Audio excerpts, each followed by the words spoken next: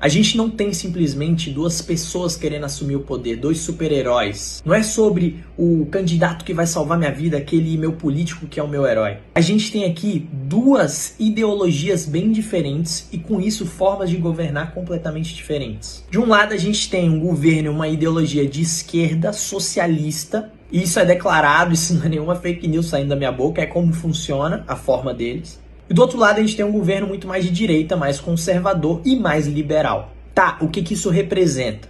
Um governo de esquerda, um governo socialista, ele acredita na centralização pelo Estado. Ele acredita que o Estado tem que centralizar tudo nele, resolver as tretas e resolver os problemas da população. Que o Estado é o maior responsável pelo sucesso ou pelo fracasso das pessoas e ele tem que suprir e atender todas as pessoas ali que vivem sob esse governo. Isso quer dizer que esse Estado ele busca coletar mais impostos para que com o dinheiro desses impostos ele possa distribuir para a população que precisa desse dinheiro. Uma certa forma de dependência ali, mas é o jeito de funcionar. E com isso, quanto mais centralizado no Estado, quanto mais dependência do Estado para essa forma de governo, melhor.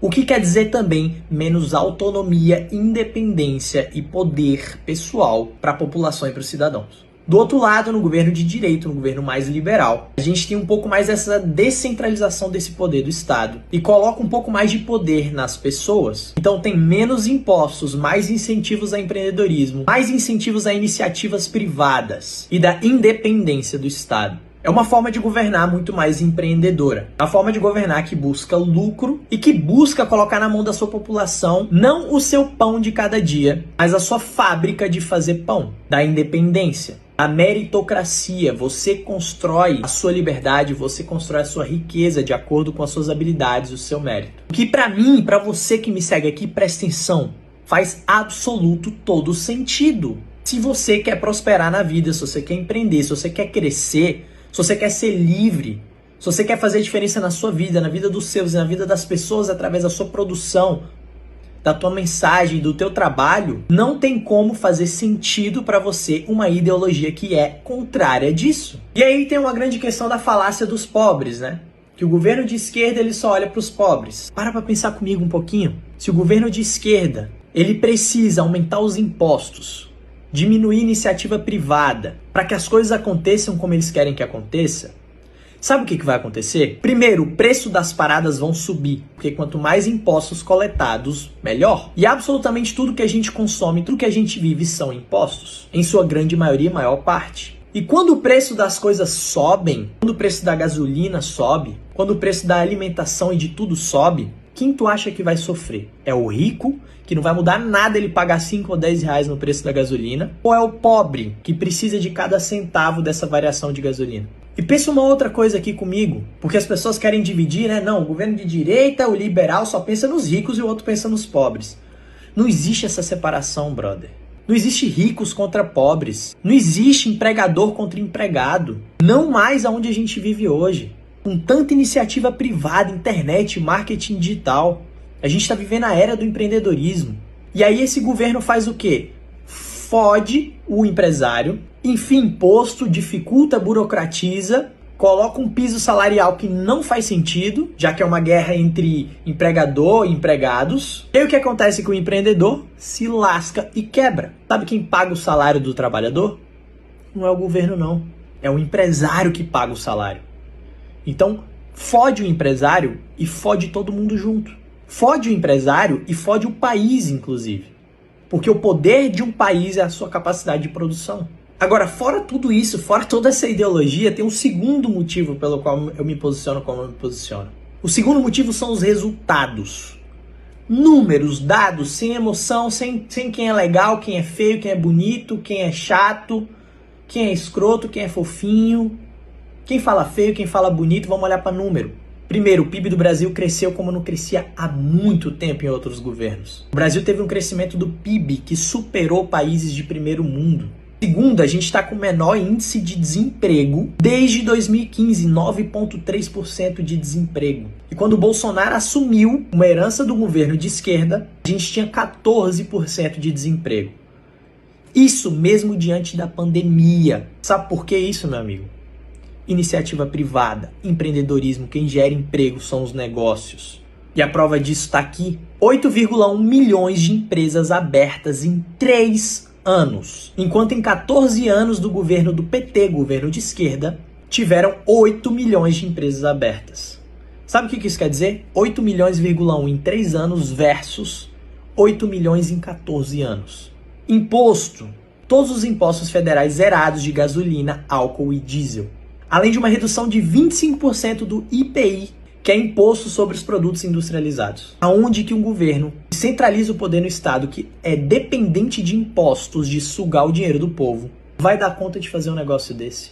E agora, para mim, um dos mais importantes pontos. As grandes empresas estatais, como Petrobras e várias outras, viviam dando prejuízo em governos anteriores. Eu nem vou entrar no quesito corrupção e petrolão que rolou aí com a Petrobras, que perdeu uma grana só nisso daí.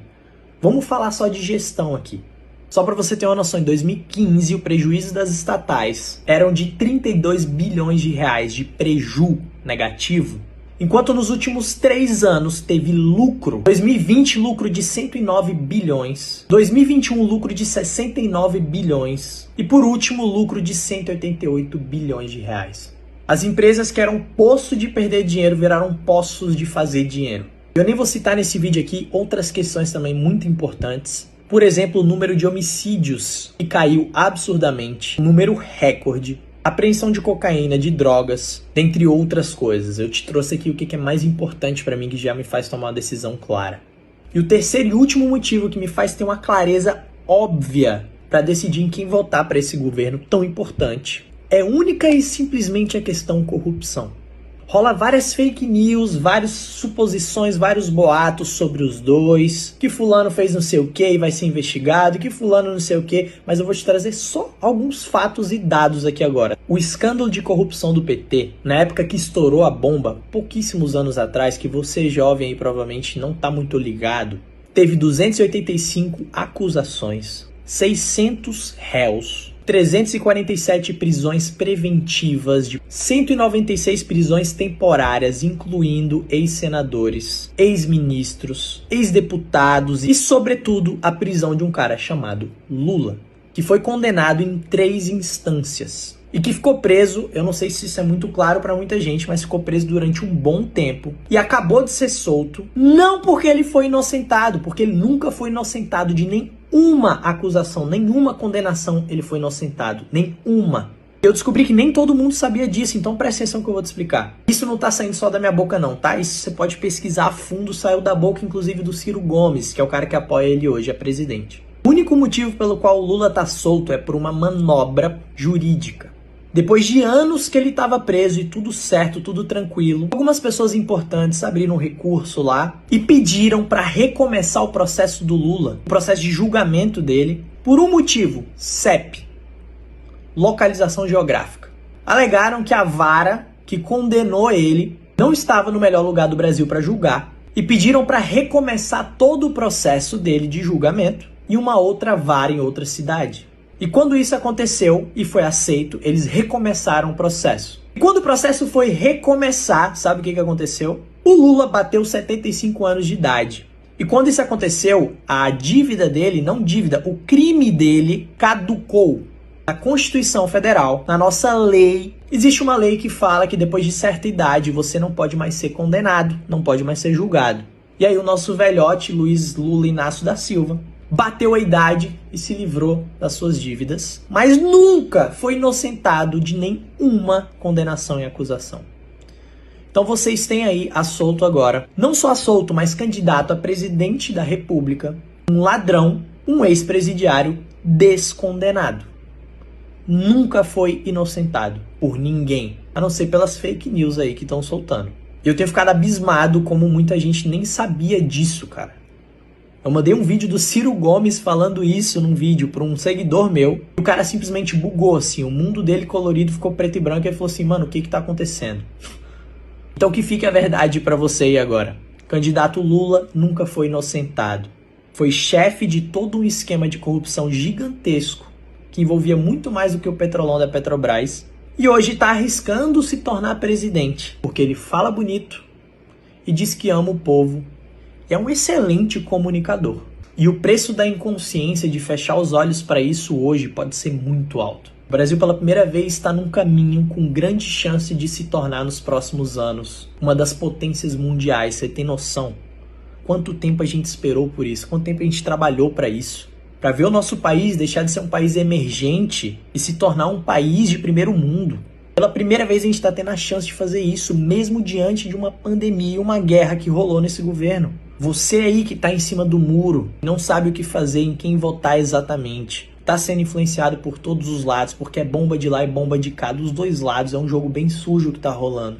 Eu quero que você, diante desse vídeo, pode me chamar no direct pra gente trocar ideia. Eu quero que você entenda, enxergue as coisas e assuma uma posição.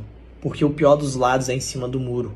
O pior dos lados é ter medo de se posicionar, de se arriscar. E a maioria das pessoas que eu tenho visto, elas simplesmente ou não se posicionam, ou se posicionam sem base nenhuma, simplesmente porque esse tipo de informação que tá aqui nesse vídeo não chega pra elas. Como é que vai chegar se você só tá lá nos seus grupos de esquerda, se você só tá lá nos seus grupos de direita, que mandam vídeos cortados sem contexto dos dois lados, que manda fake news à vontade? Eu vejo que nos dias atuais só o que falta é informação, para você poder abrir os olhos e tomar a melhor decisão. Entenda a tua responsabilidade. Se você tem idade para votar, você tem uma grande responsabilidade.